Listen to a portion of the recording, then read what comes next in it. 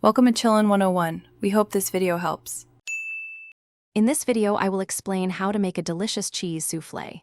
First, ensure you have all your ingredients ready, including butter, flour, milk, and eggs. Choose a flavorful cheese like Gruyere or Parmesan for the best results.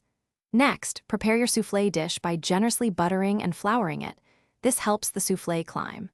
Finally, preheat your oven to 375 degrees Fahrenheit, ensuring it's hot and ready for baking.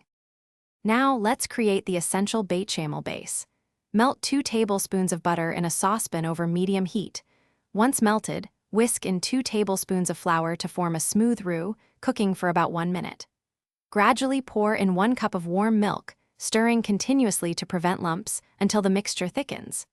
Season this creamy bechamel with a pinch of salt, pepper, and a touch of nutmeg for extra flavor. With your bechamel ready, remove it from the heat and stir in 1 cup of your chosen grated cheese until it's fully melted and incorporated. Next, separate 4 large eggs, setting aside the whites for the next step. Beat the 4 egg yolks into the warm cheese mixture one by one, ensuring each yolk is fully combined before adding the next. This creates a rich, flavorful base for your soufflé.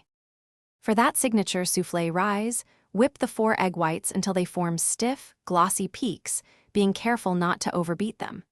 Gently fold 1/3 of this meringue into your cheese base to lighten it. Then, carefully fold in the remaining 2/3 of the meringue until just combined, preserving the air.